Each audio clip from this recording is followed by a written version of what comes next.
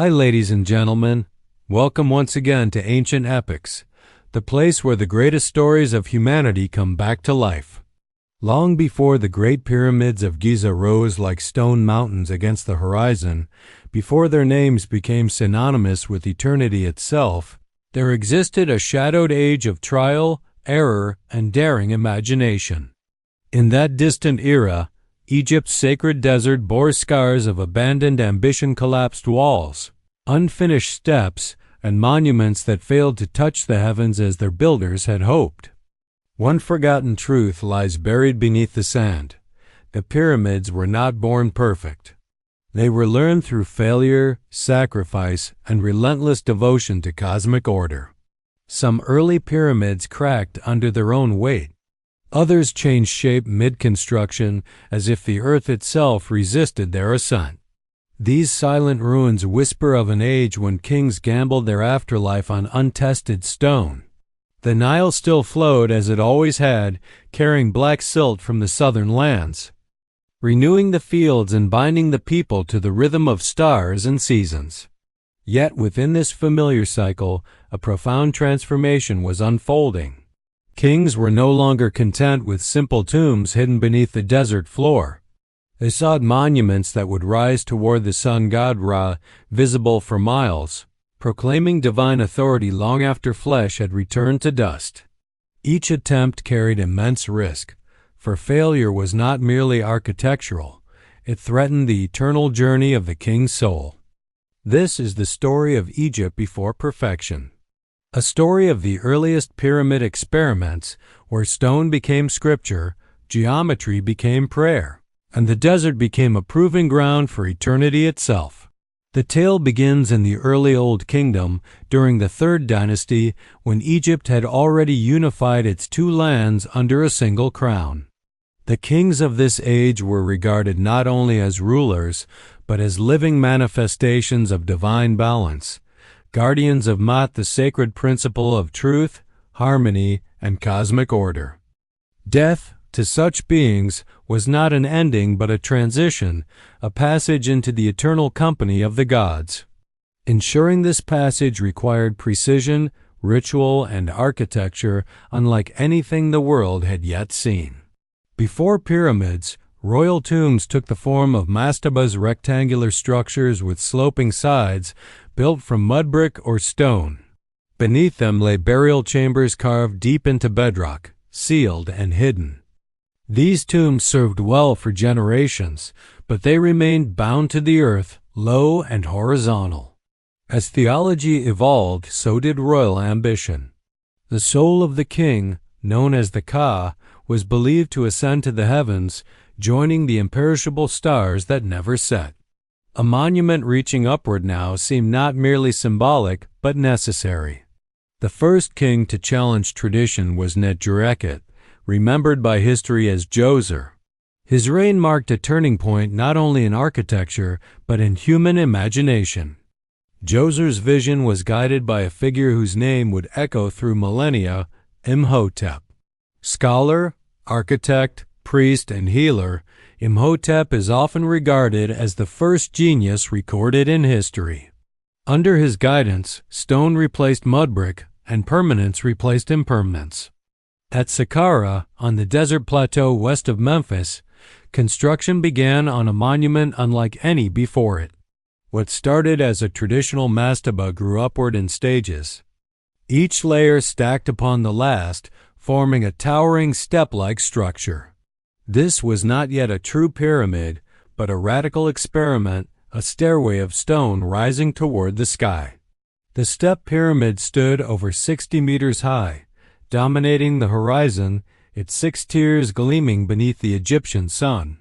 Around it spread a vast ceremonial complex enclosed by a limestone wall, adorned with false doors, shrines, and courtyards meant not for the living, but for the eternal rituals of the king's afterlife.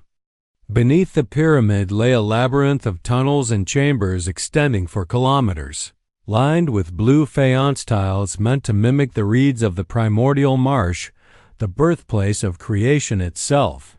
Here, architecture, mythology, and cosmology merged into a single sacred vision. Yet even this triumph carried uncertainty. The Step Pyramid was unprecedented, its engineering daring but untested. Its survival was not guaranteed. Each stone block had to bear immense weight, each angle calculated without precedent. The success of Djoser's monument emboldened future kings, but it also revealed the immense challenge of building for eternity. After Djoser, Egypt entered a period of experimentation marked by ambition and risk. The Fourth Dynasty would become the age of true pyramids, but its beginnings were fraught with error. King Sneferu, father of Khufu, would become the most ambitious builder Egypt had ever known. His reign was defined by relentless experimentation, as if the secrets of perfection lay just beyond reach. Sneferu ruled over a prosperous Egypt with access to quarries, skilled labor, and administrative mastery. Limestone was extracted from Tura, its fine white stone prized for casing, while harder granite was hauled from Aswan, hundreds of kilometers to the south, along the Nile's currents. Copper tools bit slowly into stone, and wooden sledges carried blocks across wetted sand, guided by the rhythm of labor songs and ritual chants. Every stone placed was an act of devotion. His first great attempt rose at Meidum, on the edge of the desert. Originally designed as a step pyramid, it was later transformed into a smooth-sided structure by filling in the steps with limestone casing. The vision was bold, a true pyramid, its sides smooth and shining, reflecting the sun like a frozen ray of light. But the experiment failed. The outer casing collapsed, perhaps during construction or shortly after completion, leaving behind a towering core surrounded by rubble. To later generations, it would be called the collapsed pyramid, a monument to ambition humbled by gravity. Undeterred, Sneferu ordered another pyramid, this time at Dahshur. Here, lessons from Meidum were applied, yet new challenges emerged. As the pyramid rose, cracks appeared, and the angle of ascent proved too steep. Midway through construction, the builders made a dramatic decision. They altered the slope, reducing its steepness to prevent collapse. The result was a strange, broken profile, as if the pyramid itself had bent in submission. Today it is known as the Bent Pyramid, its silhouette forever recording a moment of ancient crisis. Despite its irregular form, the Bent Pyramid stands a testament to adaptation and survival. Its internal chambers reveal further experimentation, with corbelled ceilings designed to distribute weight more effectively. For the first time, entrances were placed on different sides, reflecting uncertainty and innovation intertwined. This pyramid may never have served as Sneferu's final tomb, but it served a greater purpose. It taught Egypt how not to fail. From these lessons arose Sneferu's final masterpiece, the Red Pyramid, also at Dahshur. Built at a lower, consistent angle, it achieved what others could not: a true smooth-sided pyramid that stood stable and complete. Its reddish limestone blocks glow warm in the desert light, silent witnesses to hard-earned knowledge. With this monument, the path to Giza was finally opened. The earliest pyramid experiments were not merely architectural projects. They were sacred negotiations between earth and sky, between mortality and eternity. Each failure refined understanding. Each crack and collapse whispered instruction. Geometry became theology, and stone became a ladder for the soul. In the shifting sands of Saqqara, Meidum, and Dahshur, the foundations of immortality were laid not in perfection, but in perseverance. And from these imperfect beginnings, the greatest wonders of the ancient world would soon rise, guided by lessons carved in stone and paid for with generations of labor and faith. As the Red Pyramid settled into the desert like a completed thought, Egypt itself seemed to exhale. The long season of uncertainty had yielded understanding, and stone now obeyed intention. Yet this knowledge did not arrive easily. It was born from careful observation of the land, the sky, and the forces that shaped both. The earliest pyramid experiments were as much studies of nature as they were expressions of belief. The desert plateaus chosen for these monuments were not random. Egyptian builders sought bedrock strong enough to carry unimaginable weight, elevated enough to avoid the Nile's floodwaters, and aligned with the sacred geography of the two lands. Saqqara overlooked Memphis, the living heart of Egypt's administration, while Dahshur lay further south, closer to the ancient boundary between cultivated land and sacred desert. This threshold, the place where order met chaos, held profound religious meaning. To build there was to declare dominion over both worlds. Astronomy guided every decision. The pyramids were not merely tombs but cosmic instruments oriented with astonishing precision.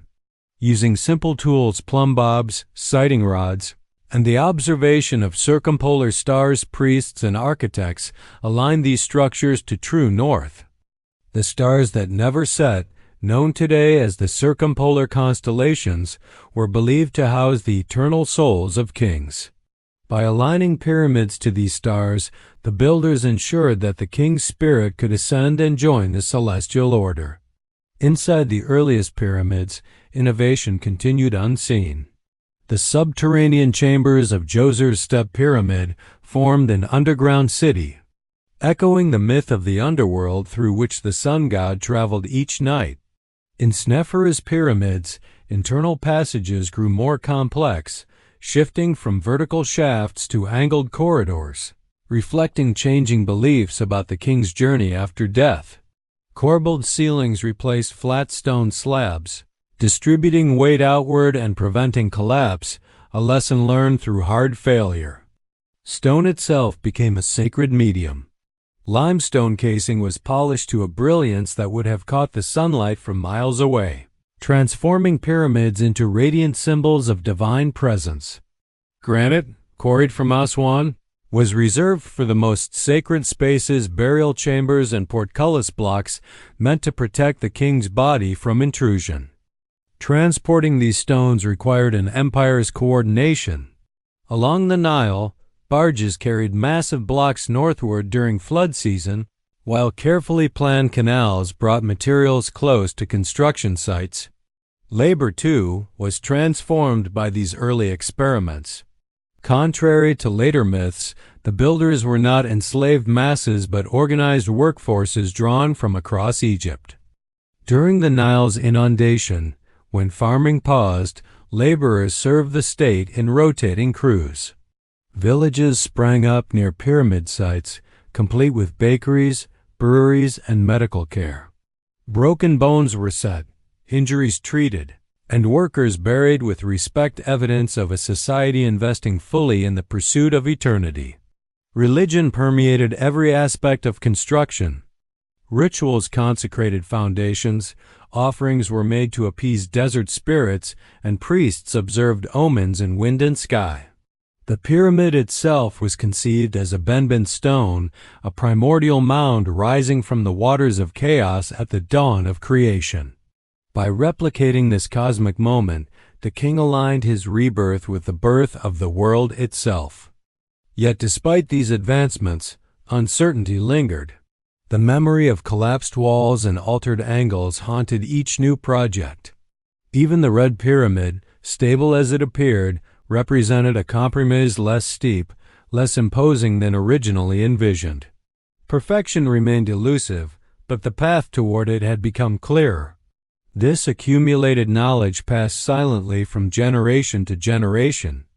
Measurements were refined, angles standardized, and quarrying techniques improved. The slope that would later define the pyramids of Giza, approximately 52 degrees, was not chosen by chance. It was the result of decades of observation, calculation, and lived experience. Each stone placed at Dahshur whispered guidance to future hands. As Sneferu's reign drew to a close, Egypt stood on the threshold of greatness. The failures of Meidum and the bent pyramid were no longer embarrassments but sacred lessons. They proved that the gods did not demand instant perfection, only persistence guided by math.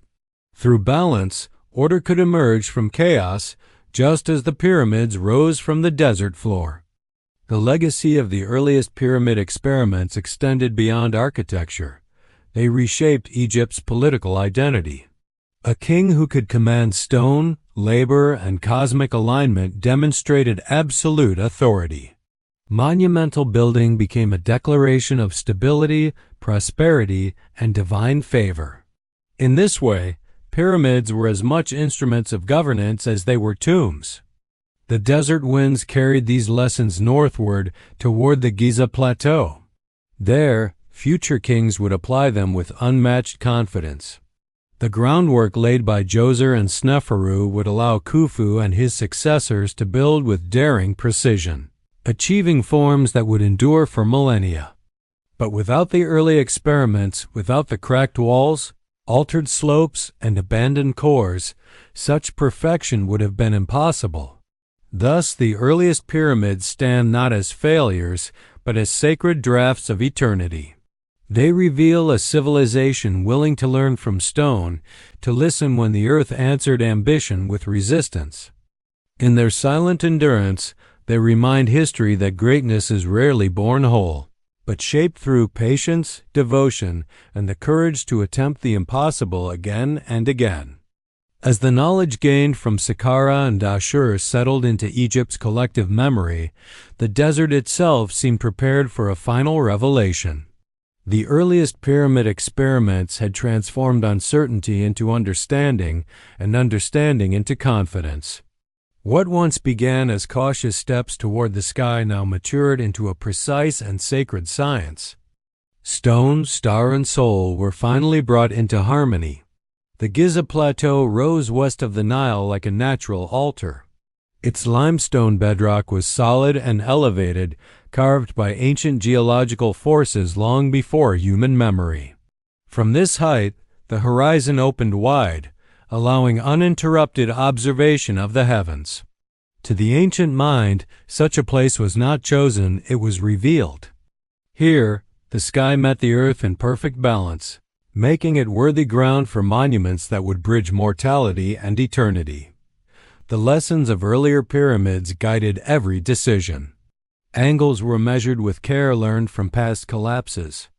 Internal chambers were positioned to relieve stress rather than invite it. Passageways ascended and descended in symbolic harmony, echoing the nightly journey of the sun through the underworld and its rebirth at dawn. Nothing was left to chance, for chance had already claimed its lessons at Meidum and Dahshur. Though this age would later be remembered for flawless monuments, their roots lay firmly in experimentation. The stepped form of Djoser's pyramid had established vertical ambition. The bent pyramid had taught humility before physical law. The red pyramid had proven stability through moderation. Together they formed a silent curriculum passed from master builder to apprentice, from priest to king. Religion evolved alongside architecture. The king's role expanded from divine ruler to cosmic participant. Pyramid texts, carved spells, and hymns would soon emerge inside royal tombs, guiding the king's spirit through the afterlife. These texts drew upon ancient beliefs already present during the earliest experiments: ascension to the stars, union with Re, and rebirth through Osiris. Architecture became a physical prayer, and prayer became stone. The landscape itself was shaped by this pursuit. Quarries expanded, roads carved through desert stone, and harbors dug along the Nile's edge. The organization required to sustain such projects strengthened the state, binding villages, officials, and laborers into a single purpose. Egypt became not merely a kingdom, but a monument-building civilization whose identity was etched into the land. Even nature seemed to participate. The annual flood of the Nile continued its ancient rhythm, depositing fertile silt that fed the workers and sustained the realm. The rising and setting of stars marked seasons, rituals, and alignments. The desert winds polished pyramid faces, while the sun crowned them daily with fire. In this interplay of elements, the pyramids stood as fixed points anchors of order in a changing world. Yet beneath their grandeur lay a quiet truth. The greatest achievements of Egypt were not born from certainty, but from the willingness to confront failure. Each early pyramid that cracked or collapsed was not erased from memory. It was studied, respected, and built upon. In this way, the Egyptians honored Maat not by denying chaos, but by learning how to shape it into balance. Time passed, dynasties changed, and new forms of burial eventually replaced pyramid building. Yet the earliest experiments never lost their meaning. Even as temples replaced tombs and hidden valleys replaced open plains, the principles learned from those first pyramids endured. Precision, alignment, patience, and reverence remained central to Egyptian thought for centuries. Today, the Step Pyramid still rises at Saqqara, weathered but resolute. The bent pyramid still stands at Dahshur, its altered angle frozen in stone like a moment of ancient decision. The red pyramid still glows softly beneath the sun, its success quiet yet profound. These monuments do not compete with the pyramids of Giza. They explain them. They are the prologue written in limestone, the sacred drafts that made eternity possible. In their presence, history reveals itself not as a straight ascent, but as a winding path marked by trial and devotion. The earliest pyramid experiments remind the world that human greatness is often built upon humility before nature and faith in something beyond the visible horizon. Stone by stone, Egypt learned how to speak with the sky. And so, as the desert night settles and the stars return to their ancient positions, the pyramids remain silent storytellers beneath the constellations they were built to greet. Their lessons endure, carried on wind and memory, waiting for those who listen closely to the voice of deep time. If these ancient voices touched your heart today, please consider subscribing to Ancient Epics and ringing the bell so you never miss the next forgotten tale. Thanks for watching.